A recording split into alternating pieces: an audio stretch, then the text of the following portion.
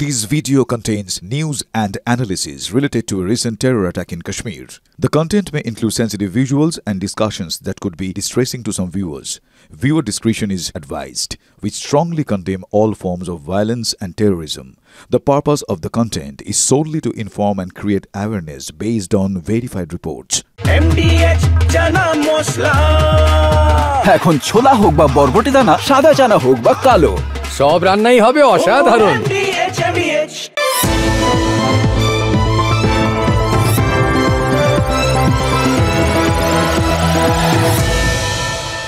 আজ এই প্রশ্নটার জবাব পাওয়াটা খুব জরুরি, জানেন তো, খুব জরুরি।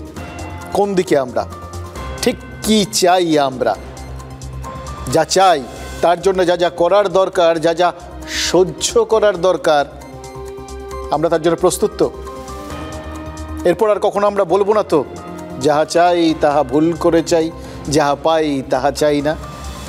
এই প্রশ্নের সুনির্দিষ্ট উত্তর পাওয়াটা খুব জরুরি। মাঝামাঝি বলে আজকে আর কিছু নেই, মাঝামাঝি থাকার দিন শেষ। এখন একদম সোজাসুজি বলা জরুরি, হ্যাঁ বা নাই, কোন দিকে আমরা। প্রশ্নের উত্তরে তো আরও একটা জরুরি প্রশ্নের সামনে আমাদের দাঁড় করিয়ে দিয়েছেন আরও একজন। সেনার ধর্ম কি? ভাইয়ের লাশের সামনে দাঁড়িয়ে প্রশ্নটা আমাদের উদ্দেশ্যে ছুড়ে দিয়েছেন রফিকুল আলী শেখ। সেনার ধর্ম কি? এই উত্তরটা তো 7.5 দশক আগে দিয়ে দিয়েছিলেন সেনাকর্তারা। সেনার কোনো ধর্ম নেই, সেনার কোনো জাত হয় না, সেনায় কোনো সংরক্ষণ নেই। সেনা কোন দিকে? সেনা সীমান্তের দিকে। পাকিস্তানকে মুখের মতো জবাব দেওয়ার যে দাবি উঠেছে, যে বদলা চাইছে গোটা দেশ, সেই বদলা তো এই ভারতীয় সেনাকেই নিতে হবে। পাকিস্তানের প্রতিরোধের মুখে বুক পেতে দাঁড়াতে হবে তো এই ঝন্টু আলী শেখদেরই। তাই প্রশ্ন, ওরা তো নিজেদের ধর্ম পরিচয় ভুলে ভারতীয় হিসেবে সেনা ধর্ম পালনে তৈরি, আমরা তৈরি তো? যুদ্ধ মানে কিন্তু যুদ্ধ, যুদ্ধ মানে ওই রাস্তার মোড়ে মোড়ে পাবজি খেলা নয়। যুদ্ধ মানে কৃষ্ণ সাগরের তীরে রুশ ইউক্রেন সংঘাত, যা 2022-এর 24শে ফেব্রুয়ারি শুরু হয়েছে, এখনও থামেনি। যুদ্ধ মানে ইসরায়েলের ভূখণ্ডে হামাসের হামলা আর প্রত্যাঘাতে গাজার ধ্বংসস্তূপে পরিণত হয়ে যাওয়া, কিন্তু তারপরেও সেই যুদ্ধ এখনও পুরোপুরি শেষ হয়নি। দেখুন, পহেলগাঁওয়ে পরিচয় যাচাই করে হিন্দু নিধনের পর গোটা দেশ সামরিক বদলা চাইছে, চাইবেই তো। যা হয়েছে তাতে সামরিক বদলার দাবি তো এতটুকু অন্যায় নয়। সেই জন পল বলেছিলেন না, স্বৈরাচার নিয়ম হয়ে গেলে বিপ্লব হচ্ছে কর্তব্য। সেরকমই তো সন্ত্রাস নিয়ম হয়ে গেলে প্রত্যাঘাতই হচ্ছে কর্তব্য। কিন্তু মুশকিল কি জানেন? সার্জিক্যাল স্ট্রাইক আর এয়ার স্ট্রাইক করে ফেলার পর মোদি সরকারের ওপর দেশবাসীর চাপটা কিন্তু একদম জাস্ট চরমে পৌঁছে গেছে। কারণ এখন যাই তারা ব্যবস্থা নিন, সেটা আগের দুটো পদক্ষেপের মাপকাঠিতে বিচার হবে।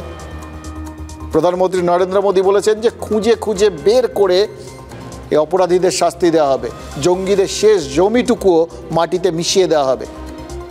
কিন্তু তারপরেও তো সেই প্রশ্ন, অমোঘ প্রশ্ন, আমরা তৈরি তো? আবার বলছি, যুদ্ধ কিন্তু ক্যাফেতে বসে বান্ধবীর সঙ্গে কফি খাওয়া নয়, যুদ্ধ IPL নয়, গৃহিণীদের নাম্বার 1 রিয়েলিটি শো নয়। যুদ্ধটাই রিয়েলিটি, যা শুরু হয় কিন্তু শেষ কবে, কখন হবে কেউ জানে না। 2 দিন পার হয়ে গেল, 4 দিন পার হয়ে গেল, এখনো কিছু হচ্ছে না, এখনো হামলা হলো না, পাল্টা হলো না, যুদ্ধ হলো না। এ সমস্ত বায়না করলে তো চলবে না। যুদ্ধ তো ওই 2 মিনিটেই তৈরি হয়ে যাওয়া নুডলস নয়, বললো আর তৈরি হয়ে গেল, জল গরম করলো, ফেলে দিল, হয়ে গেল। সামরিক সমাধানের রাস্তায় হাঁটলে আমাদের তরফেও কিন্তু বিপুল ক্ষয়ক্ষতি হবে। যুদ্ধ হলে সমাজের ওপর একটা আর্থিক চাপ পড়বে, জিনিসপত্রের দাম বাড়বে, যুদ্ধের বোঝা দীর্ঘদিন ধরে আমাদের অর্থনীতিকে বইতে হবে। সেই দীর্ঘমেয়াদী কৃচ্ছসাধনের জন্য আমাদের কিন্তু প্রস্তুত থাকতে হবে। এতটুকু বলছি না, আবার বলছি না, কাউকে কোনো রকম নিরাশ করছি না, হতাশ করছি না। এই যে সবাই তেতে রয়েছেন, যুদ্ধ চাই, এই যে বদলা চাই, সব ঠিক, হওয়াই উচিত, প্রত্যাঘাত দরকার, তার জন্য আমাদের মানসিক প্রস্তুতিও দরকার। যাতে কয়েকদিন পরেই এই যুদ্ধটা তো অনেক দিন হয়ে গেল, কেন শেষ হচ্ছে না? আর কতদিন যুদ্ধ চলবে? তারপর এই যুদ্ধে নামার কি প্রয়োজন ছিল? আর তারপর যুদ্ধ নয়, শান্তি চাই, এই সমস্ত দাবি তুললে কিন্তু চলবে না। একবার নেমে যাওয়ার পর জলে নামলে চুল ভিজবে। যেমন ভিয়েতনাম যুদ্ধের সময় মার্কিন জনগণ প্রশ্ন তুলে দিয়েছিলেন, মনে আছে একটা সময়ের পর, বা ইউক্রেন আক্রমণ নিয়ে রুশ জনগণের মধ্যেও প্রশ্ন উঠতে শুরু করেছিল। আফগানিস্তানে কতদিন মার্কিন সেনা থাকবে তাই নিয়ে প্রশ্ন ছিল। সেরকম এখানে হওয়া চলবে না, এটা মাথার মধ্যে ঢুকিয়ে নিন। কারণ সেই সব যুদ্ধ রাষ্ট্রের একতরফা ইচ্ছে হয়েছে, আর এখানে জনগণের মতামত নেওয়া হয়েছে। সরাসরি মতামত আজকাল সোশ্যাল মিডিয়ার মাধ্যমে গোটা দেশের জনমত পরিষ্কার। একটা লোক পাবেন না যে এর অন্যভাবে কথা বলবে। আর তাদের জনপ্রতিনিধি হিসেবে সর্বদল বৈঠকে সেখানে তো মতামত নেওয়াই হয়েছে। তার মানে দেশের মতামত। এখানে জনমত যুদ্ধ চায়। 140 কোটি মানুষের মাথায় আজ খুন চেপে গেছে, চাপারই তো কথা। এই চাপটাও কিন্তু কম নয়, সবাই চাইছেন হই হই করে পাকিস্তানের উপর ঝাঁপিয়ে পড়তে। ফলে এখন আর চরম ব্যবস্থা না নিয়ে কিন্তু সরকারের কোনো উপায় নেই। এইটা সোজা সাপটাভাবে বুঝে নেওয়াটা ভালো। কারণ হাতে গরম ব্যবস্থা যদি এরপর সরকার না নেয়, তাহলে তারাই কিন্তু উল্টে প্রশ্নের ওপর পড়ে যাবে। হয়তো রাজনৈতিক চাপ, রাজনৈতিক ক্ষতি হবে, এটা তারাও বোঝে।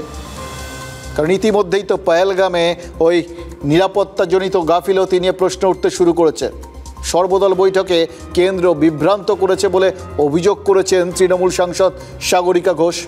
গোয়েন্দাদের ব্যর্থতা নিয়ে প্রশ্ন তুলেছেন, বা ফাঁক ফোকর নিরাপত্তার সে সমস্ত নিয়ে প্রশ্ন তুলেছেন বিকাশ রঞ্জন ভট্টাচার্য।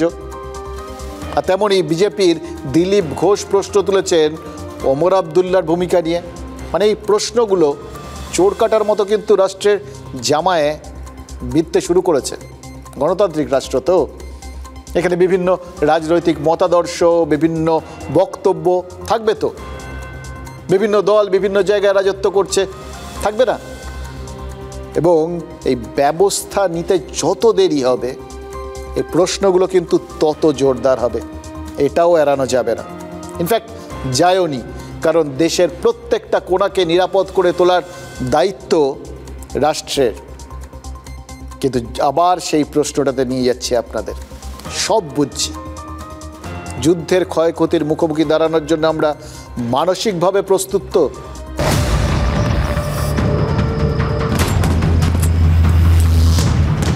মঙ্গলবার পহেলগাঁওয়ে নারকীয় হত্যা লীলা চালায় জঙ্গিরা। এরপরেই জঙ্গিদের বিরুদ্ধে একের পর এক কড়া পদক্ষেপ ভারতের। পুলওয়ামা, কুলগাঁও, সোপিয়ানে জঙ্গিদের বাড়ি গুঁড়িয়ে দিয়ে কড়া বার্তা ভারতীয় সেনার। একের পর এক জঙ্গিদের বাড়ি বিস্ফোরণে উড়িয়ে দিচ্ছে সেনা। পহেলগাঁও হত্যাকাণ্ডে জড়িত জঙ্গি এহসান আলী হকের বাড়িতে বিস্ফোরণ ঘটানো হয়।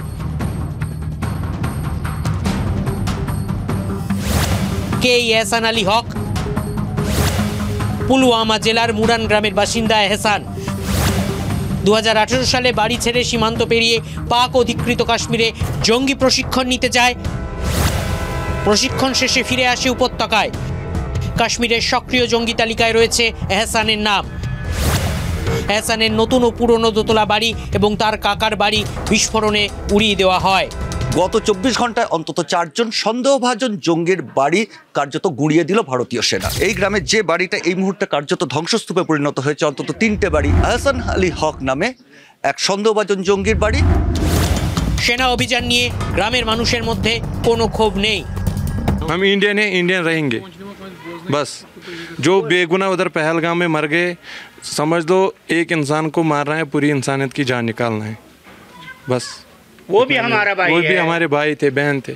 उन लोगों ने क्या किया था? भाई था, बहन था, बुजुर्ग था, बच्चे था। अगर वो मार गया वो भी बहुत गुनाह हो गया। अगर इन्होंने मारा था, इनको मारो।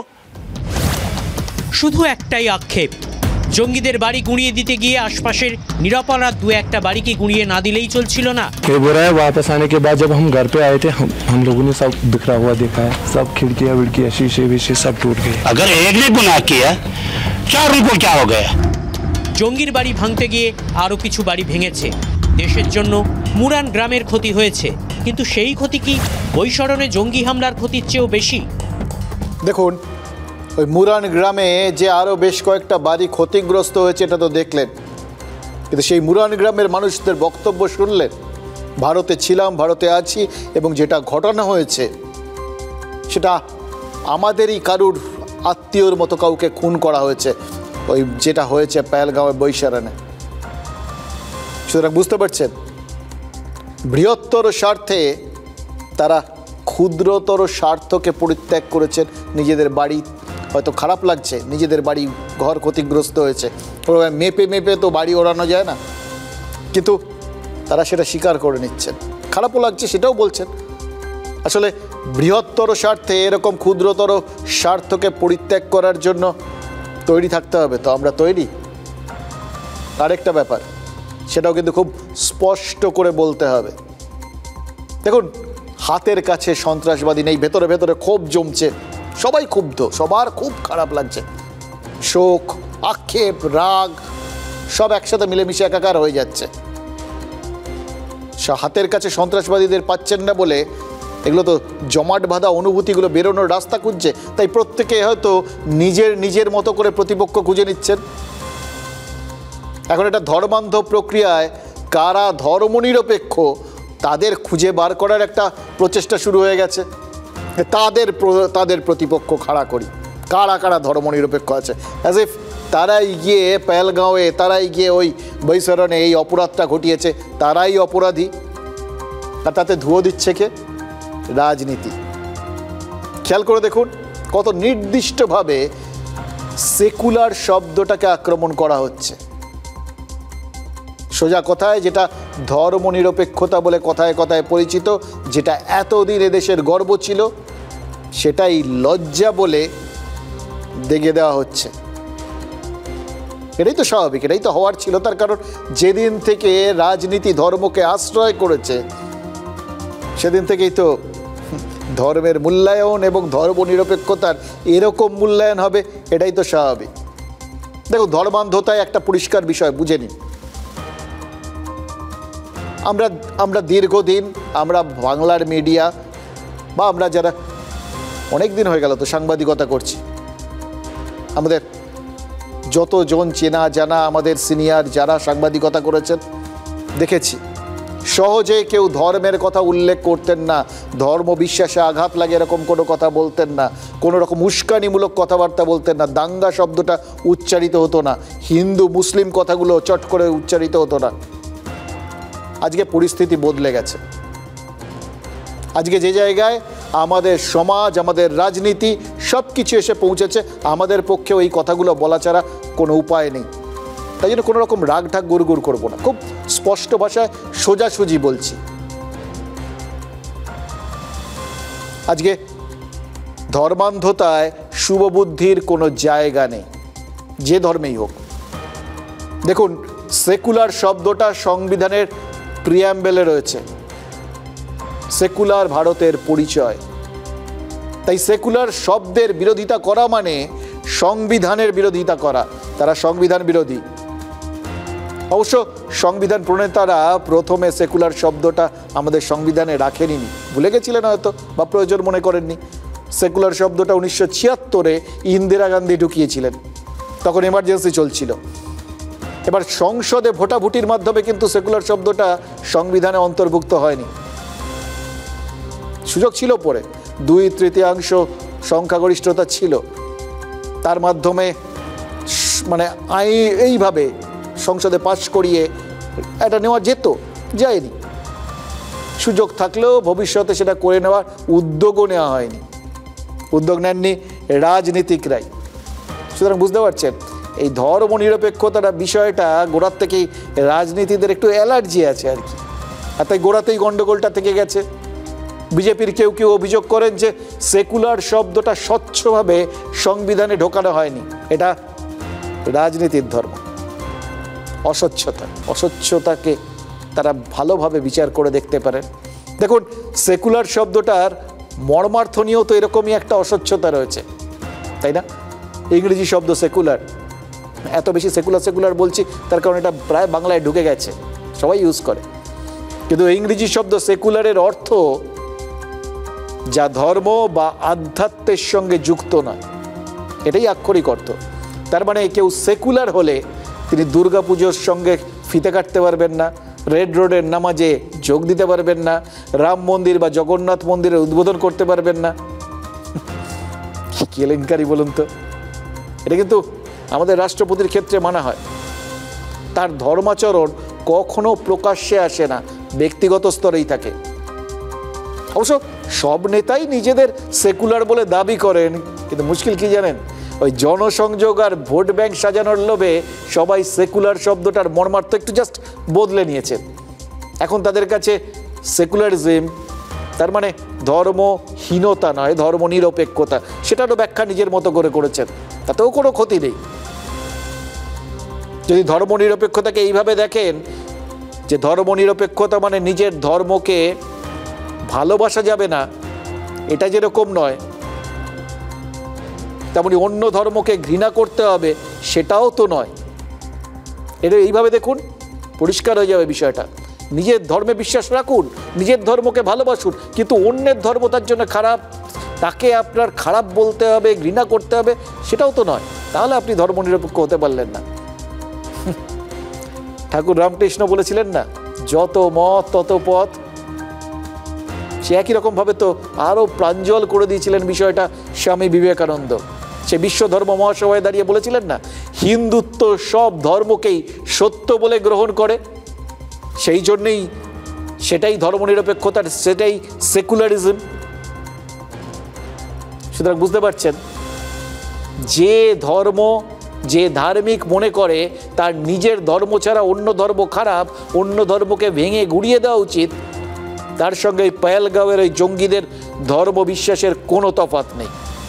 কারণ তারাও তো ধর্ম বেছে বেছেই গুলি চালিয়েছে।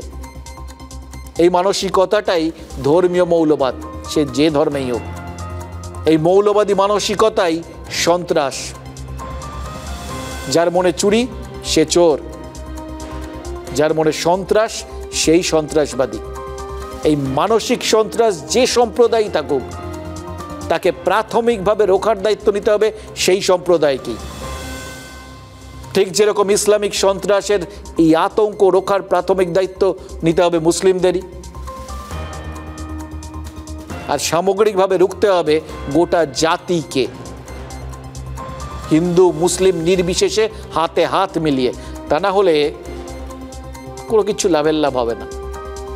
আর তার বদলে যদি নিজেদের মধ্যে আমরা হানাহানি করে মরি, তাহলে তো আমরা এমন দিন ডেকে নিয়ে আসবো যেদিন বাসে চাপার আগে দেখে নিতে হবে কোন এলাকা দিয়ে বাসটা যাচ্ছে। বিশ্বাস করুন, মনে মনে ছড়িয়ে পড়া সেই সন্ত্রাস নিয়ে আজকে ইচ্ছে না থাকলেও কয়টা কথা বলতেই হচ্ছে, যে কথাগুলো না বললেই নয়।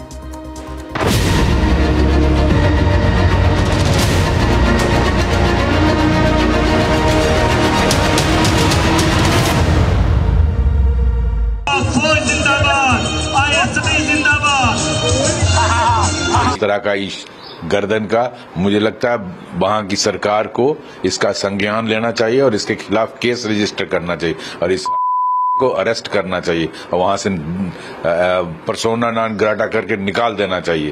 पाकिस्तान के अस्तित्व को इस समय खतरा है।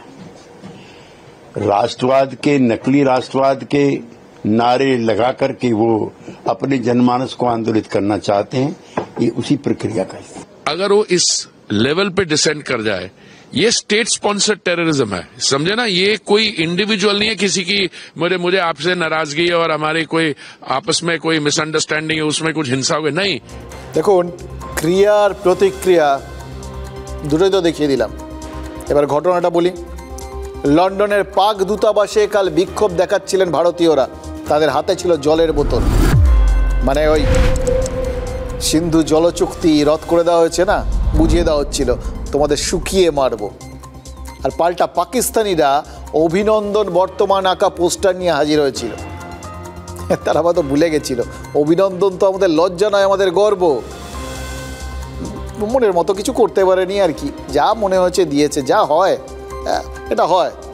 বলে না গরু হারালে এমনি হয় মা, পাকিস্তানের এখন সেই অবস্থা। পাকিস্তান ঠিকমতো জবাব দিতে পারেনি বলেই বোধহয় পাকিস্তানের ডিফেন্স অ্যাটাচে তৈমুর রাহাত বেরিয়ে এসে গলা কাটার হুমকি দেন ওই বিক্ষোভকারীদের, ভারতীয় বিক্ষোভকারীদের। সে বুঝতে পারছেন পাকিস্তানের ফরেন সার্ভিসে কারা কাজ করেন, কোন পারিবারিক সংস্কৃতি থেকে তারা উঠে আসেন। গলা কাটার কথা নইলে কেউ বলেন? মজার ব্যাপার হচ্ছে এই বীর পুঙ্গবরা সার্ভিস শেষ হলে আর কেউ পাকিস্তানে থাকে না। হয়তো দেখা যাবে ওই তৈমুর রাহাত কাটমানির টাকায় লন্ডনে বাড়ি কিনে রেখেছেন, হয়তো সেখানেই থেকে যাবেন, বলা যায় না কিচ্ছু। পাকিস্তানের সেনা প্রধান আসিফ মুনির, সে তো অলরেডি নিজের বউ বাচ্চাকে বিদেশে পাঠিয়ে দিয়ে নিজে বাংকারে ঢুকে গেছে, গর্তে ইঁদুর ঢোকার মতো। আর খেয়াল করে দেখবেন পাকিস্তানের কোনো টেলিভিশন শোতে কোনো প্রাক্তন সেনা প্রধানকে বসতে দেখবেন না, সবসময় তারা ভিডিও কনফারেন্সে যোগ দেন। কেন জানেন? পাকিস্তানের কোনো প্রাক্তন সেনাপ্রধানই পাকিস্তানে থাকেন না। আসলে সেনায় থাকাকালীন দেদার দুর্নীতি করে ওরা, এটা একদম সবার জন্য সত্যি। অস্ত্র কেনার কাটমানির টাকায় বিদেশে ঘর বাড়ি কিনে সেখানেই অবসর জীবনযাপন করে। দুটো কারণ, এক ওই দেশে থাকা যায় না নিজেরাই বুঝে গেছে, আর দুই দেশে থাকলে দুর্নীতির দায়ে জেলে যেতে হবে। পারভেজ মুশারফের কথাটা ভাবুন, তিনিও তো বিদেশেই মরেছেন। ওদের সময়টা না মানে নর্মাল করছে আমাদের সবার জীবন কিভাবে, তিনটে ভাগে বিভক্ত, অতীত, বর্তমান, ভবিষ্যৎ। আর পাকিস্তানি এই রাজনীতিক বা এই সেনাপ্রধান এদের জীবৎকালের মধ্যে এই যে তিনটে ধাপ, তার এক বা একাধিক বা সবকটার সঙ্গেই প্রায় বিদেশ যুক্ত। মানে অতীত বিদেশে অথবা ভবিষ্যৎ বিদেশে কাটবে, কিংবা অতীত বর্তমান দুটোই বিদেশে। তেমনই এক রাজনীতিক হচ্ছেন বিলাওয়াল ভুট্টো জারদারি, বেনাজির ভুট্টোর ছেলে। দুদিন আগেও পাকিস্তানের বিদেশ মন্ত্রী ছিলেন। তিনি কি হুমকি দিয়েছেন জানেন? জল চুক্তি যদি ভারত, সিন্ধু জল চুক্তি যদি ভারত বাতিল করে দেয়, আশঙ্কা তো জলে মরতে হবে, তাই রক্তের বন্যা বইয়ে দেবেন বলে হুমকি দিয়েছেন। বলে না গায়ে মানে না আপনি মোড়ল, এই বিলাওয়ালের ব্যাপারটা অনেকটা সেই রকম। मोदी ने और उनकी हुकूमत ने ऐलान किया कि अब वो ये मुआहिदा नहीं मानते, और मैं सखर में इसी सिंधु दरिया के साथ खड़े होके भारत को कहना चाहूंगा कि सिंधु हमारा है और सिंधु हमारा रहेगा। या इस दरिया से हमारा पानी बहेगा या उनका खून बहेगा। বিলাওয়াল বোধহয় ভুলে গেছে ৭১ সিমলায় ইন্দিরা গান্ধীর সঙ্গে শান্তি চুক্তিটা তার মাতামহ জুলফিকার আলী ভুট্টোই করেছিলেন। প্রতিবেশীর সম্মান রাখতে ইন্দিরা গান্ধী সেদিন চুক্তি করেছিলেন। সেই প্রতিবেশী সন্ত্রাসবাদী রাষ্ট্র হয়ে উঠবে জানলে তখন হয়তো ওই পাক অধিকৃত কাশ্মীরটাও সংযুক্ত করে নেওয়া হতো, এই যে এত ঝামেলা থাকতো না। আর তাহলে এতদিন ওই বালুচিস্তান আর খাইবার পাখতুনখোয়া স্বাধীন হয়ে যেত। এই দেখুন বিলাওয়াল যে কথাগুলো বলছেন ওগুলো ওখানকার রাজনীতিক, তো ওখানকার হাওয়া গরম করার জন্য। এটাকে ভারতীয় রাজনীতিকরা আদৌ কোনো গুরুত্ব দিচ্ছেন না। ইনফ্যাক্ট পাকিস্তানের লোকেরাই তো আক্ষেপ করে বলেন কোথায় ভারতের বিদেশ মন্ত্রী জয়শঙ্কর আর কোথায় আমাদের বিলাওয়াল। তখন বিলাওয়াল বিদেশ মন্ত্রী ছিলেন। তবে ওই রকম বিচার বুদ্ধির মানুষ ওদেশে কিন্তু ওই একা বিলাওয়াল না, ওরকম হাজার হাজার আছে। হ্যাঁ, তাদের ওই বললো না সিন্ধু নদীর তীরে দাঁড়িয়ে আমি এরকম বড় কথা বলছি। ঝিলাম নদীর পাড়ে তো যাওয়ার কোনো উপায় নেই, কারণ ঝিলামে জল বেড়েছে আর পাকিস্তানিরা বন্যায় ভেসে যেতে শুরু করেছে। অবশ্য প্রচার শুরু করেছে ভারত বন্যা করিয়ে দিয়েছে। কয়েক মাস আগে বাংলাদেশ থেকেও তো এই মরা কান্না শুনেছিলাম, ভারত নাকি বন্যা করে দিয়েছে। সব এক ধাতুতে করা, মুখে রক্তগঙ্গা বইয়ে দেবো বলে আর বন্যার জলে হাবুডুবু খায়। বিলাওয়ালের প্রধানমন্ত্রী শেহবাজ শরীফ কি বলেছেন? তিনি এখনও ব্যাংকারে ঢোকেননি, বলেছেন যে পেহেলগাঁও নিয়ে পাকিস্তান যে কোনো রকমের নিরপেক্ষ তদন্তের মুখোমুখি হতে প্রস্তুত। মানে এক প্রকার মেনেই নিয়েছেন যে যা করেছেন তারাই করেছেন, অভিযুক্ত আসলে তারাই, এটা তার কাছে খুব পরিষ্কার। খুব ভালো কথা, এরকম আত্মোপলব্ধি খুব ভালো, এরকম সত্যি কথা কনফেস করে দেওয়া সেটাও খুব ভালো। কিন্তু ভারত তো অভিযোগ, গ্রেফতারি, চার্জশিট, বিচার, সওয়াল জবাব, সাজা ঘোষণা কোনো কিছুরই পক্ষপাতিত্ব তো নয়, কিচ্ছু করেইনি ভারত। ভারত তো কারোর কাছে কোনো অভিযোগই করেনি। ভারতের সব রাজনৈতিক দল বরঞ্চ একসঙ্গে সিদ্ধান্ত নিয়েছে পহেলগামে যারা যারা এই নারকীয় কাণ্ডটা ঘটিয়েছে তাদের উপযুক্ত শাস্তি দেওয়া হবে। গোটা দেশ সরকার এক হয়েই শাস্তি দেবে। কী শাস্তি দেওয়া হবে সেটা তো ঘোষণা হয়নি। আতঙ্কে মরে যাচ্ছেন শেহবাজ শরীফ। এবার শেহবাজ শরীফের এই কথাগুলো খেয়াল করে দেখুন, শুনলে কি মনে হবে জানেন তো? সেই উত্তরপ্রদেশের কোনো গ্যাংস্টারদের কথা শুনছি। যোগী যখন প্রথম এনকাউন্টার শুরু করেছিলেন তখন গ্যাংস্টাররা দলে দলে আদালতে আত্মসমর্পণ করতে শুরু করেছিল যে বাবা যদি জেলে থাকি তাহলে তো অ্যাটলিস্ট হয়তো বেঁচে যাব। এই পাকিস্তানও আগ বাড়িয়ে আত্মসমর্পণ করার ভাব দেখাচ্ছে। অবশ্যই অভ্যেস ওদের আছে। পাকিস্তান তো এর আগেও আত্মসমর্পণ করেছে। ওই 1971-এর 16ই ডিসেম্বর ঢাকায় জেনারেল নিয়াজি তিনি তো আত্মসমর্পণ করেছিলেন। শেহবাজ শরীফ মনে হচ্ছে নিজের দেশকে ওই রকমই বিচার বিভাগীয় হেফাজতে রাখতে চান, তাই বলছেন সবাই বিচার করে দেখুন, অ্যাটলিস্ট ভারতের সামনে ফেলবেন না। Pakistan is open to participate in any neutral, transparent and credible investigation. তদন্ত চাইছেন, তারও আবার কত শর্ত। নিরপেক্ষ হবে মানে এদের কাছে নিরপেক্ষ মানে হচ্ছে নিজেদের পছন্দ মতো কেউ একটা তদন্ত করবেন যারা এদের একটুখানি স্বস্তি দেবেন। এবার কাদের কথা বোঝাতে চেয়েছেন শরীফ নিরপেক্ষ বলে? ইমরান খান অভিযোগ করেছিলেন যে তাকে জোর করে কুরসির থেকে সরিয়ে দিয়েছে আমেরিকা, আর শরীফ পরিবারকে বসানো হয়েছে তার জায়গায়। তো সেই আমেরিকা বাইডেনের আমেরিকা ছিল, এই আমেরিকা ট্রাম্পের। তফাৎ রয়েছে। এবার কারগিলে কিল খেয়ে শেহবাজের দাদা নওয়াজ শরীফ ছুটেছিলেন আমেরিকার পা ধরতে। শেহবাজের তো সেই উপায়ও নেই, কারণ তার বিদেশমন্ত্রী খাজা আসিফ বলে বসেছেন আমেরিকার ব্রিটেনই নাকি গত 30 বছর ধরে তাদের দিয়ে সন্ত্রাসের মতো নোংরামুগুলো করিয়েছে। এরপর তো আমেরিকার বাঁচাতে আসবে না। আর রাষ্ট্রপুঞ্জে কাঁদতে গিয়ে আর লাভ নেই, কারণ ভারত রাষ্ট্রপুঞ্জের দৌড়ই বাংলাদেশে দেখে নিয়েছে, পাত্তাও দেবেন না। সবাই জানে সেটা, ইনফ্যাক্ট রাষ্ট্রপুঞ্জ নিজেও জানে। তাহলে শেহবাজ শরীফ যাবেন কার কাছে? ডোনাল্ড ট্রাম্প তো এই ঝামেলাটাকে হালকা করে পাশ কাটিয়ে অলরেডি বেরিয়ে গেছেন। অতীতে বাংলাদেশের বিষয়টা তিনি প্রধানমন্ত্রী মোদির হাতে ছেড়েছিলেন। এবার ভারত পাকিস্তানের সমস্যাতেও হস্তক্ষেপে বলে দিয়েছেন তারা কিচ্ছু হস্তক্ষেপ করবেন না, না বলে দিয়েছেন, মানে সেটাও হালকা করে মোদির হাতেই তো ছেড়েছেন। তাহলে পাকিস্তান এবার যাবে কোথায়? Very close to India and very close to Pakistan, as you know. They've had that fight for 1,000 years in Kashmir. Kashmir's been going on for 1,000 years, probably longer than that. And it was a bad one yesterday. It was a bad one. Over 30 people. You can stop them. There's now tensions on the border between them. You can stop them. How you continue? Well, there have been tensions on that border for 1,500 years. So, you know, same as it's been. But they'll get it figured out one way or the other. I'm sure that I know both leaders. There's great tension between Pakistan and India, but there always has been. মার্কিন president কি জীবনানন্দ দাশের বনলতা সেন পড়েছেন? জীবনানন্দ দাস তো লিখেছিলেন 1000 বছর ধরে আমি পথ হাঁটিয়ে আছি পৃথিবীর পথে। ভারত ভাগ হয়েছে 80 বছরও হয়নি। ট্রাম্প 1000 বছরের হিসেবটা কোত্থেকে পেলেন? এবার প্রেসিডেন্ট হওয়ার পর ট্রাম্প নিজেই সে কথা জানিয়েছেন। একবার এক ঝামেলায় নাকি প্রধানমন্ত্রী মোদিকে ফোন করেছিলেন, বলেছিলেন সাহায্য করার কথা। মোদি বলেছিলেন আমাদের সমস্যা ও আমরাই মিটিয়ে নেব, ওদের সঙ্গে আমরা 1000 বছর ধরে যুদ্ধ করছি, এটা ট্রাম্প বলেছেন। এবার ওই থেকে ট্রাম্প হয়তো ধরে নিয়েছেন যে ভারত আর পাকিস্তানের মধ্যে 1000 বছর ধরে যুদ্ধ চলছে, যেরকম ওই পুরাণে গজকচ্ছপের যুদ্ধ হয়েছিল, এটা সেরকম। যেমন চণ্ডী পুরাণে দেবতাদের সাথে রাক্ষসদের 100 বছর ধরে যুদ্ধের কথা বলা হয়েছিল, হয়তো সেরকমই। তার মানে এটা কি? শাহবাজ শরীফের হাতে রইল পেন্সিল। যেভাবেই বলুন, যাই বলুন, গোদা বাংলায় আমেরিকা যুদ্ধ থামাতে আসবে না।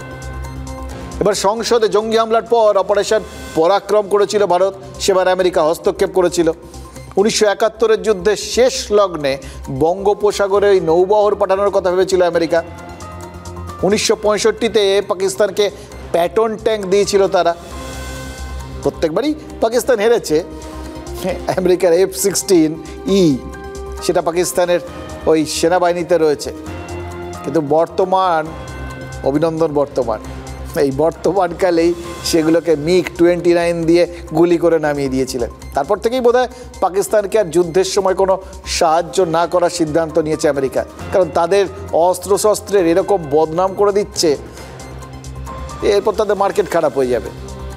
এমনিতেই পূর্ব সীমান্তে পাকিস্তান ওই বিমান ব্যবহার করতে পারবে না এরকম চুক্তি রয়েছে, নাহলে ভারত আমেরিকার সাথে শুল্ক চুক্তি করবে না, তাতে আবার ট্রাম্পের অনেক বড় ক্ষতি। তিনি ব্যবসাদার, ব্যবসাটা পরিষ্কার বোঝেন। ওদিকে চীনও লাভ ক্ষতির হিসেবগুলো কষতে শুরু করে দিয়েছে। তারাও জানিয়ে দিয়েছে যে তাদের দেওয়া অত্যাধুনিক যুদ্ধ বিমান পাকিস্তান ভারতের বিরুদ্ধে ব্যবহার করতে পারবে না। আসলে চীনের তো পরিকল্পনা অনেক দেশকে এই বিমানগুলো বিক্রি করার, কিন্তু সেই বিমান যদি পাকিস্তানি পাইলটদের হাতে পড়ে যুদ্ধে বেকার বলে সাব্যস্ত হয়ে যায়, তাহলে তো চীনের ব্যবসা যাবতীয় জলে চলে যাবে। অভিনন্দন বর্তমান গুলি করে নামানোর পর F-16 বিক্রি কমে গেছিল। আমেরিকাতে F-35 পাকিস্তানকে নয় ভারতকে বিক্রি করার সিদ্ধান্ত নিয়েছে। এবার জঙ্গি রাষ্ট্র পাকিস্তান কি করছে এখন? ন্যাচারালি যেটা করার সেটাই করেছে, আরেকটা জঙ্গি গোষ্ঠীর পায়ে ধরেছে। খালিস্তানি নেতা গুরবন্ত সিং পান্নুন কানাডার থেকে হুঙ্কার দিয়েছেন যে ভারতীয় সেনাবাহিনীর শিখ জওয়ান আর অফিসাররা যেন বিদ্রোহ করে। পাকিস্তান বন্ধু রাষ্ট্র, ভারতই শিখদের শত্রু। কি বিরাট যুক্তি!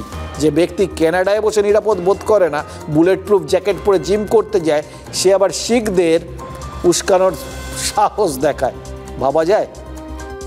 6 soldiers of Indian Army, now is the time to say no to Narendra Modi's linguistic war.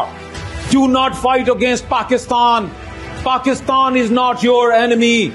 এখানেই একজন সেনা আর একজন জঙ্গির পার্থক্য, এখানেই একজন দেশভক্ত আর দেশ বিরোধীর পার্থক্য। উধমপুরের শহীদ ঝন্টু আলী শেখের দাদা সেনার সুবেদার রফিজুল আলী ওই ভাইয়ের লাশের সামনে দাঁড়িয়ে বলেছিলেন, সেনার ধর্ম কি কেউ বলতে পারবেন? আর এই গুরবন্ত সিং পান্নুন বলছেন শিখ জওয়ানরা যেন পাকিস্তানের বিরুদ্ধে হাতে অস্ত্র না তোলেন।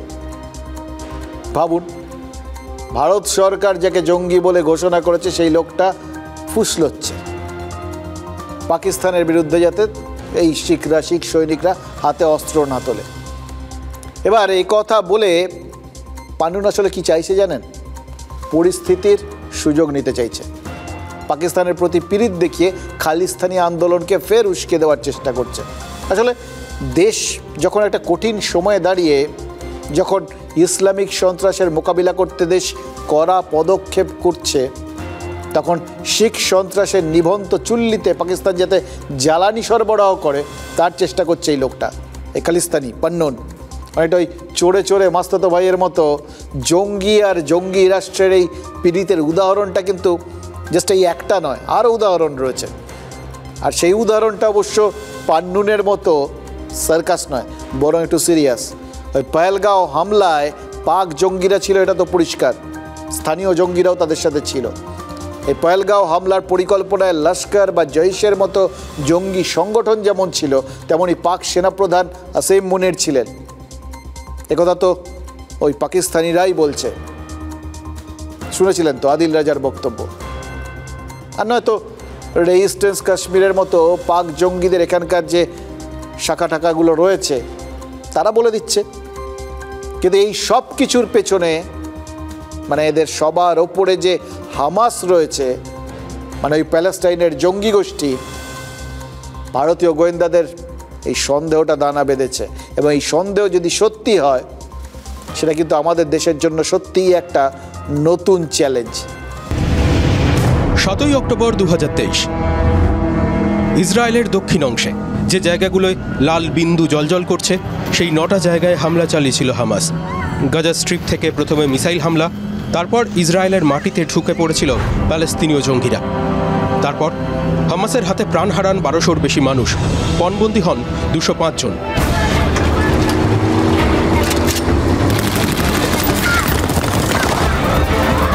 এই হামলার সঙ্গে পেহেলগাঁও হামলার অদ্ভুত মিল পাচ্ছেন গোয়েন্দারা।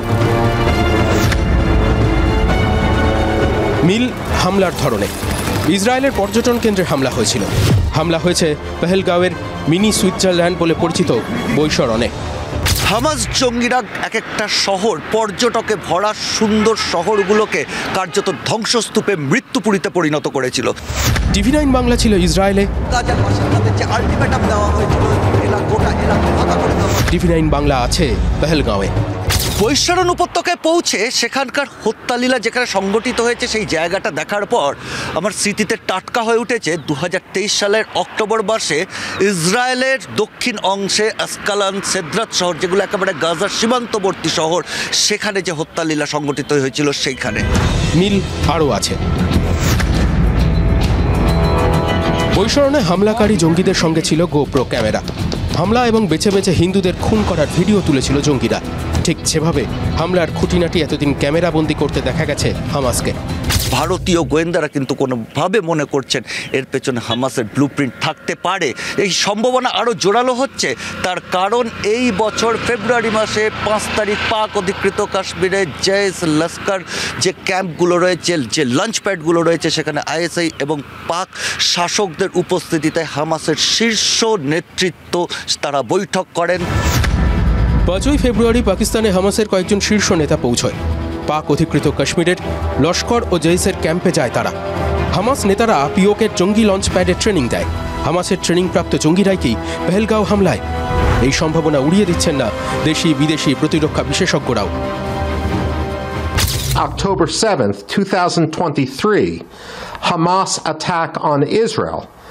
It was directed specifically against Jews, targeting, if you will, middle-class Hindus, is evident that the Pakistanis are trying the same tactic. See, this is Pulwama 2 moment of India, and I think this attack is something like Hamas style attack on 7th October on Israel. এই প্রথমবার পাক অধিকৃত কাশ্মীরে পা দিয়েছিল Hamas. Kashmir সংহতি দিবস উপলক্ষে ফেব্রুয়ারি মাসে সেখানে টেররিস্ট কনফারেন্স চলছিল, মানে সন্ত্রাসবাদীদের একটা মিলন মেলা বলতে পারে, যেখানে 29টা জঙ্গি সংগঠন অংশ নিয়েছিল। আর ছিল হামাসের নেতারা, যাদের মধ্যে ছিল হামাসের আন্তর্জাতিক শাখার বড় একজন নেতা খালেদ কোয়াদামি। এবার খালেদের জন্ম ওই কিন্তু গাজাতেই, এখন কাতারে থাকে। ওই গাজায় শান্তি আলোচনায় শরিক ছিল, মানে বেশ বড় মাপের নেতা। সেই খালেদকে পাক অধিকৃত কাশ্মীরে দেখে অনেকেই কিন্তু চমকে গেছিলেন। এক পাকিস্তানি ইউটিউবার প্রথমে তার ওই পিওকে সফরের খবরটা দিয়েছিলেন, পরে পাকিস্তানের নানা সংবাদ মাধ্যমে ওই খবরটা বেরিয়েছিল। দেখুন, পাক জঙ্গি সংগঠন হিজবুল বা লস্করের সাথে হামাসের যোগাযোগের কথা এতদিন প্রকাশ্যে আসেনি। হামাস কোনো দিন গাজার বাইরে অন্য কোনো ইস্যুতে উৎসাহ দেখায়নি, তাই কেউ খুব একটা নিয়ে মাথাও ঘামাতেন না। আর কাশ্মীর তো বটেই, ওখানে নিয়ে কোনোদিন এগোয়নি। কিন্তু বর্তমান পরিস্থিতিতে তাদের অবস্থান কি পাল্টাচ্ছে, এটাও কিন্তু খুব একটা আশ্চর্য বিষয়, এবং এটা অত্যন্ত জরুরি বিষয় বোঝার জন্য। এই হামাস জানেন তো শিয়াপন্থী মুসলিমদের সংগঠন, আর এই উপমহাদেশের যে জঙ্গি সংগঠনগুলো সক্রিয় তারা সব সুন্নিপন্থী। এবার মুসলিমদের মধ্যে ওই শিয়া সুন্নির ঐতিহাসিক একটা বিভেদ রয়েছে। সেই বিভেদ কি সন্ত্রাসের প্রশ্নে ঘুচে গেল? এটা প্রশ্ন নম্বর 1। এবার প্রশ্ন নম্বর 2, গাজা ভূখণ্ডে হামাসের সব থেকে বড় পৃষ্ঠপোষক কে জানেন? ইরান, যে দেশটার সাথে ভারতের কূটনৈতিক সম্পর্ক খুব ভালো। আর দ্বিতীয়ত, পাকিস্তানের সাথে ইরানের সম্পর্কটা ইদানিং বেশ খারাপ। এবার 2 মাস আগে এই দুই দেশ একে অন্যের বিরুদ্ধে মিসাইল দেখেছে। তাহলে হামাসের যে নেতারা পাকিস্তানের মাটিতে জঙ্গিদের হাতে কলমে ট্রেনিং দিয়ে গেলেন, তারা কি ইরানের অনুমতি না নিয়েই পাকিস্তানের দিকে সহযোগিতার হাত বাড়িয়ে দিল? বুঝতে পারছেন, বিশ্বের এই বিভিন্ন ইকুয়েশনগুলো, সমীকরণগুলো কি দ্রুত বদলাচ্ছে। তাহলে আজই ইরানের বন্দর শহর শাহিদ রাজিতে বিস্ফোরণ হয়েছে, আহত হচ্ছেন 312 জন। এই বিস্ফোরণের কারণ কি? ইরান কি তাদের কোনো কৃতকর্মের ফল ভুগছে? দেখুন, এগুলো এখনও জানা যায়নি, কেউ দায়ও স্বীকার করেনি, কিন্তু পরিস্থিতি বিচার করে কোনো সম্ভাবনাকেই তো অগ্রাহ্য করা যাচ্ছে না। আর তাই জন্য ভাবছি হামাস ফ্র্যাঙ্কেস্টাইন হয়ে ইরানের ঘাড়েই চেপে বসলো না তো? এবার সেটা যদি হয়ে থাকে তাহলে কিন্তু ভারতেরই সুবিধে।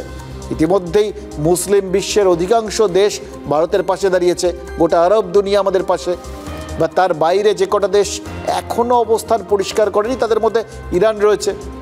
এবার আজকের এই বিস্ফোরণের পর ইরান নিশ্চয়ই যাবতীয় দ্বিধাদ্বন্দ্ব ঝেড়ে ফেলে এই সন্ত্রাস নির্মূল করতে ভারতের পাশেই দাঁড়াবে, কারণ আগুনটা এবার তার বাড়িতেও লেগেছে।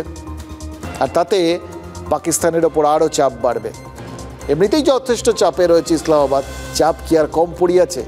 ভারত তো একাই তাদের থরহরিকম্প করে দিয়েছে, যে কোনো সময় উচিত শিক্ষা দিয়ে বসতে পারে। এই ভয়ে শাহবাজ শরীফের মন্ত্রিসভার সদস্যরা দেখলেন তো গত কয়েকদিন ধরে ভুল ভাল বকা শুরু করে দিয়েছে। আর আমাদের এখানকার মানুষজন, রাজনৈতিক নেতারা, সবার বক্তব্য একটা সুনির্দিষ্ট লক্ষ্যে। তেলেঙ্গানার মুখ্যমন্ত্রী কংগ্রেসের রেবন্ত রেড্ডি কি বলেছেন জানেন? বলেছেন লোহা গরম থাকতে থাকতেই হাতুড়ি মেরে দিন প্রধানমন্ত্রী, যুদ্ধটা একবার হয়েই যাক। हम लोग सब मिलके इस देश प्रधानमंत्री को हम मदद देंगे। दुर्गा माता को याद करो, अभी पाकिस्तान के ऊपर जो हमला करना है, जो भी करना है आप आगे करो। आज पाकिस्तान के खिलाफ कदम उठाना है, समझौता का समय नहीं है। পাশে আসাউদ্দিন ওয়াইসিকে দাঁড় করিয়ে রেখে এই কথাগুলো বলছিলেন। ওয়াইসি নিজেও তো মোদী সরকারকে একই বক্তব্য রেখেছেন, একই পরামর্শ দিয়েছেন। রেবন্ত রেড্ডি কি নরেন্দ্র মোদী সরকারের স্নায়ু পরীক্ষা করা শুরু করলেন? আমাদের প্রধানমন্ত্রী তো কল্পনাতীত জবাবের হুঁশিয়ারি দিয়েছেন, প্রতিরক্ষামন্ত্রী যে কোনো সময় জবাবের কথা বলে দিয়েছেন, আর গোয়েন্দারা একের পর এক তথ্য জোগাড় করছেন। 22 এপ্রিল বৈসরণ ভ্যালিতে জঙ্গি হামলা হয়, তার 4 দিন আগে 18 এপ্রিল একটু দূরে বেতব ভ্যালিতে কি ওই রেইকি করা বলে না, সেটাই করতে গেছিল ওই জঙ্গিরা। এটা কেন বলছি জানেন? এটা অদ্ভুতভাবে গোটা বিষয়টা সামনে এসছে। ওই বেতাব ভ্যালিতে রিলস ভিডিও বানাচ্ছিল এক পরিবার, আর সেই সময় তাদের একটা বাচ্চা ছিল, সে বাচ্চাটা নাচছে, সেই সমস্ত ভিডিও করছেন তারা। পরে দেখেন সেই বাচ্চার পেছন দিয়ে সেই ভিডিওতে দেখা যাচ্ছে দুজন হেঁটে যাচ্ছে, যাদের সাথে ওই বৈসরণের হামলাকারীদের মিল পাচ্ছে এনআইএ।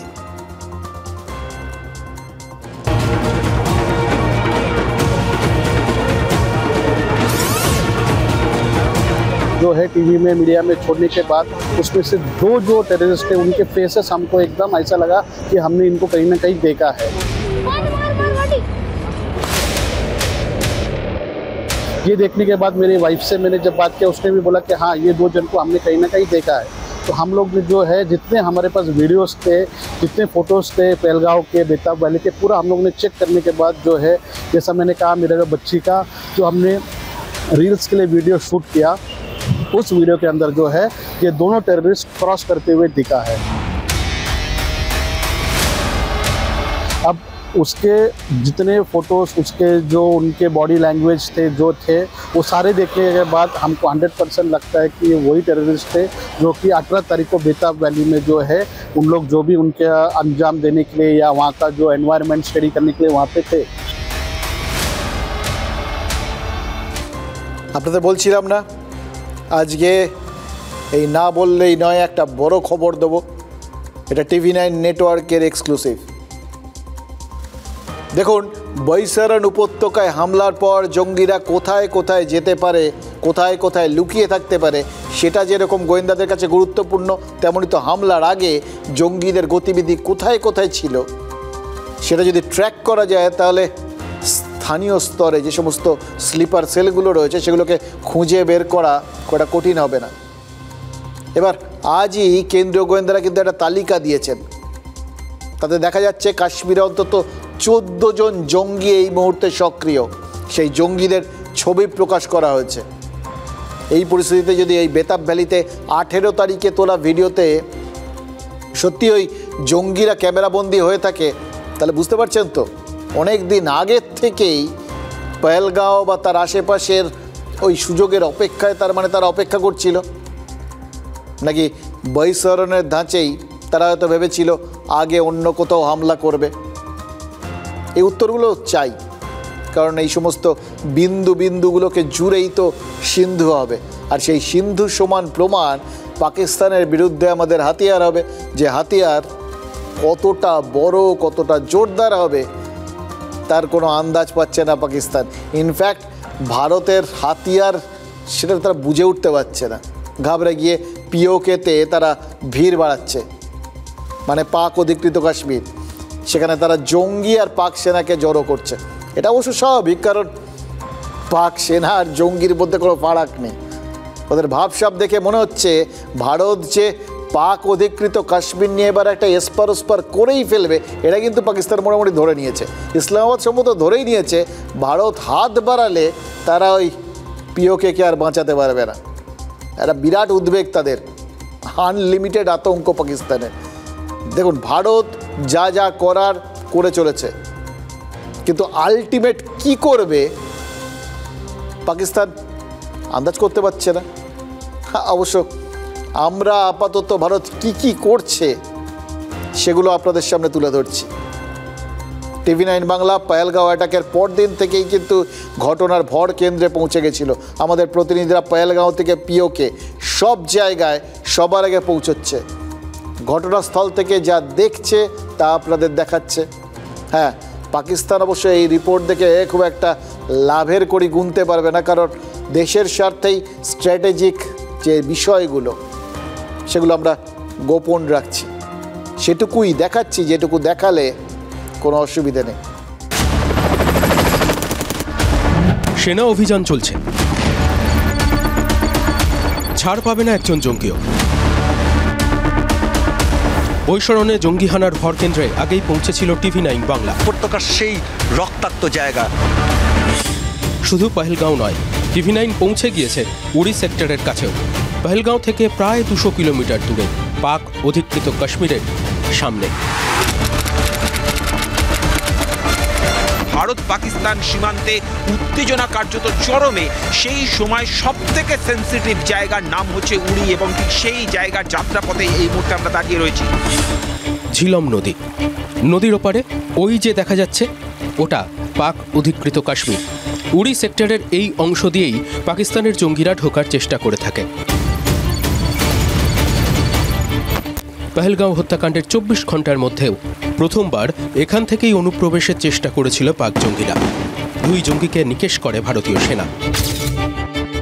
যখন তাদের নিকেশ করা হয়, তাদের কাছ থেকে আইডি পাওয়া গিয়েছে, তাদের কাছ থেকে চায়নার তৈরি পিস্তল পাওয়া গিয়েছে, তাদের কাছ থেকে বিপুল পরিমাণ অস্ত্রশস্ত্র পাওয়া গিয়েছে। অর্থাৎ প্রতি মুহূর্তে যে খবর আসছে তা চমকে দেওয়ার মতো, যে লাগাতার জঙ্গিরা কিন্তু ঠিক এই পিছনের পাহাড় থেকে ঢোকার চেষ্টা করছে ভারতের দিকে, আর প্রতি মুহূর্তে তৈরি রয়েছে ভারতীয় সেনা। ঝিলম নদীর ওপারে পাহাড়ের গা ঘেঁষে পিওকে। সেনাবাহিনীর নিরাপত্তার গাইডলাইন মেনে TV9 বাংলা পৌঁছে গিয়েছিল সেখানেও। ঘন জঙ্গলের মধ্যে যে বাড়ির ছবি আপনারা দেখছেন, এই বাড়ি আসলে বাড়ি নয়, এটি পাক অধিকৃত কাশ্মীর ভূখণ্ডে পাকিস্তান সেনার একটি বাংকার। এই বাংকার থেকেই নজরদারি চালিয়ে যাচ্ছে পাক সেনা। এরকম 6টা পাক বাংকার রয়েছে পাহাড়ে। ভারতীয় সেনাও লাগাতার চোখ রেখে চলেছে ফেন্সিংয়ের এপার থেকে। রয়েছে জঙ্গলের মধ্যে থেকে নানা কায়দায় প্রহরা। কিন্তু কিভাবে তা নিরাপত্তার কারণে ক্যামেরা বন্দি করেনি TV9 বাংলা। পাহাড়ের গা ঘেঁষে ভারতের দেওয়া ফেন্সিং রয়েছে।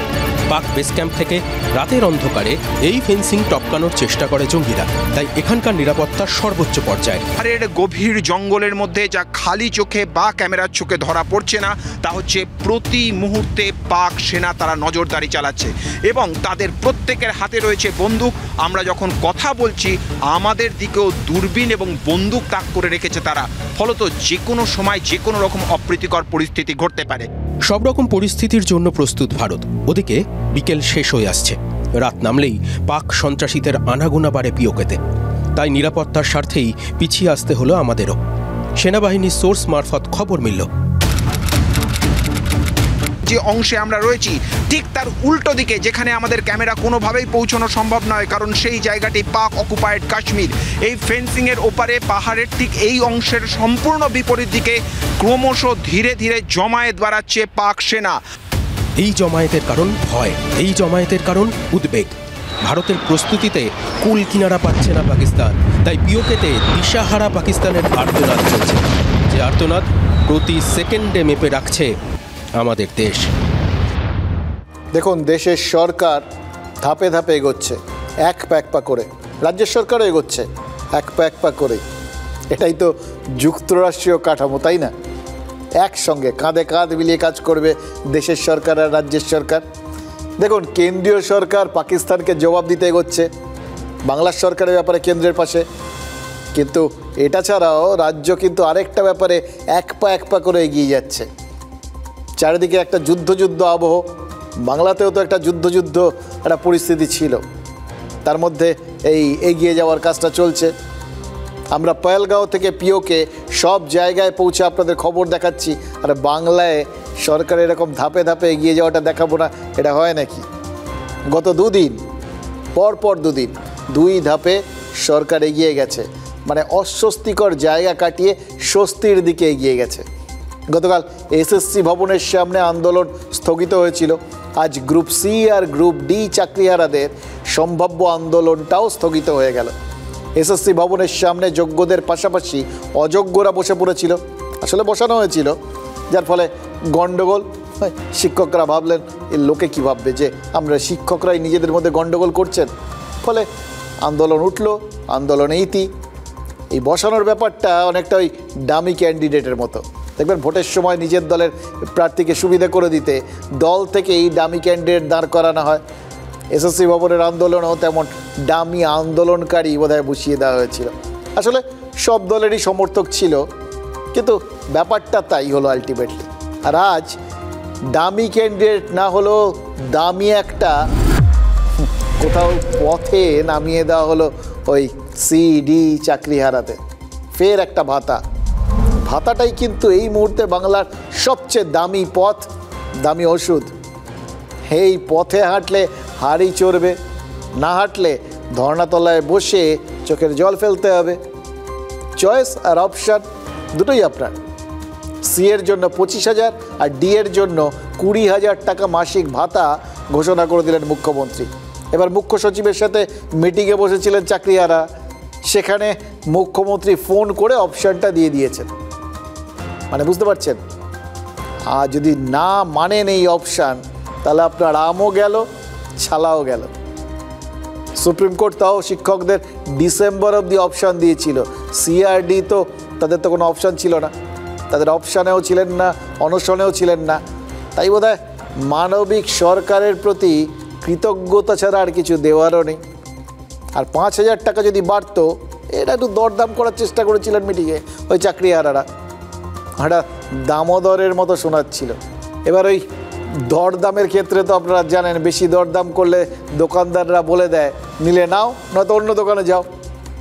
সিআরডি কর্মীরা তারা যখন ওরকম একটা অপশানের সামনে পড়লেন, কি আর এই অবস্থায় অন্য কোন দোকানে যাবেন? দোকান থাকলে তো যাবেন। সুতরাং তাদের জন্য ওম শান্তি গোটা ব্যাপারটায়। এখন আপাতত আপনারা তো কেউ মাইনে পাচ্ছেন না, আপনাদের সংসার কি করে চলবে? এবং সেই জন্য আমি মনে করি যে আমাদের অনেকগুলো সোশ্যাল সিকিউরিটি স্কিম আছে, যেখান থেকে আমরা যে মানুষরা তার পরিবার চালাতে পারে না, পরিজনদের অসুবিধে হয়, কারো বৃদ্ধা বাবা মা আছে, কারো সংসার আছে, মানবিকতার দিক থেকে ভেবে যেটা আমরা করতে পারি সেটা হচ্ছে, আমি এটা বলবো, আমরা যতক্ষণ রিভিউ করতে না পারছি এবং একটা ফয়সালা না হচ্ছে, ততদিন গ্রুপ সি যারা আছে তাদের একটা 25,000 টাকা করে, আর গ্রুপ ডি যারা আছে তাদের 20,000 টাকা করে একটা সোশ্যাল সিকিউরিটি যে স্কিম আছে আমাদের লাইফ অ্যান্ড লাইভলিহুডের, সেটা যদি ওরা রাজি হয়, তাহলে যতক্ষণ রিভিউ না হচ্ছে আমরা এটাকে চালাতে পারি।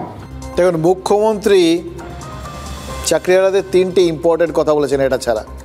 এক, এই অভিনব ভাতা সিস্টেম, তার মধ্যে তিনি শিক্ষা দপ্তরকে রাখছেন না। 2, যতক্ষণ না আইনি ফয়সলা হচ্ছে ততদিন এই ভাতা দেওয়া হবে। আর 3, কোর্ট অ্যালাউ না করলে তখন আবার ভেবে দেখা হবে বিকল্প কী করা যায়। মানে শিক্ষা দপ্তরের মাধ্যমে ভাতা দিলে sure shot contempt of court হতো, আদালত অবমাননার দায় পড়তে হতো, কারণ শিক্ষকরা তাও ওই যোগ্য অযোগ্যের বেনিফিট অফ ডাউট পেয়ে যেতে পারতেন। গ্রুপ ডি আর সি এর তো কোনো ডাউট ছিল না, তাদের চাকরি বাতিল, মানে এটা তো সুপ্রিম কোর্ট পুরো ক্লিয়ার করে দিয়েছিল, কোনোভাবেই তাদের অপশানই নেই, তাদের গ্রাহ্যই করা হচ্ছিল না। তাই সরকারের ভাতা দেওয়াটার সঙ্গে কোর্টের কোনো সম্পর্ক নেই, এটা সরকারের জাস্ট একটা মানবিক মুখ। তাহলে আইনি ফয়সলার সাথে ভাতার কি সম্পর্ক? আর কোর্ট অ্যালাউ করবে না এই আশঙ্কার কারণই বা কী? এখানেই রিভিউ পিটিশনের গুরুত্ব। রিভিউ পিটিশনে সি আর ডি থাকবে কি না এখনও তো ক্লিয়ার হচ্ছে না, কিন্তু রিভিউ পিটিশনে আরও অনেকগুলো দিক ওঠার সম্ভাবনা আছে। যেমন এসএসসি গোটা যে একদম ঘেঁটে ঘুঁটে একাকার হয়ে বসে রয়েছে, সেই ব্যাপারটা কোর্টে উঠতে পারে। শিলিগুড়ির ওই ববিতা সরকারের কথাই ধরুন, কোর্টের নির্দেশে তার চাকরি গেছিল, তিনি যোগ্য বা অযোগ্য কোনো ক্যাটাগরিতেই ছিলেন না, অথচ ডিআই অফিসে পাঠানো তালিকায় তার নাম রইল। TV9 সেটা দেখানোর পর এসএসসি জানিয়েছে ওটা ভুল করে হয়ে গেছিল। দেখুন, ববিতা একমাত্র ক্যান্ডিডেট যিনি দুবার করে মোট 4 বার চাকরি পেলেন আর হারালেন। তালিকায় গণ্ডগোল আরও আছে, যোগ্য অযোগ্যের তালিকা প্রকাশ্যে তো দেয়নি এসএসসি, আদালতের নির্দেশে যুক্তি টুক্তি দিয়ে ওগুলো ডিআই অফিসে পাঠিয়ে দেওয়া হয়েছিল। কিন্তু অভিযোগ কি জানেন? ওই ডিআই অফিসে পাঠানো তালিকায় অযোগ্যদের নামও আছে। কতজন আছে কেউ জানে না, কে গিয়ে সমস্ত ডিআই অফিস গুনে গুনে পুরোটা খতিয়ে দেখবে? আবার অযোগ্যদের অনেকে নাকি মিউচুয়াল ট্রান্সফার নিয়ে জুনিয়র হাই স্কুলে চলে গেছেন, ফলে বেতনের তালিকায় অযোগ্যরা নেই, এটাও কনফার্ম হচ্ছে না। কিন্তু এত কিছুর মধ্যে একটা জিনিস পুরো কনফার্ম, কি বলুন দেখি? আর কিছু না হোক, শেষমেশ একটা ভাতা কিন্তু ঠিক মিলে যাবে। যে ভাতায় ভাত কনফার্ম হলেও ডাল তরকারি কনফার্ম নয়, ওটা কনফার্ম করতে হলে পথ একটাই, শাসকের জার্সি পড়ুন। 12 মাসে 13 ভাতায় বাংলাও এগোবে, বাঙালিও এগোবে, ব্যাস আর কি চাই?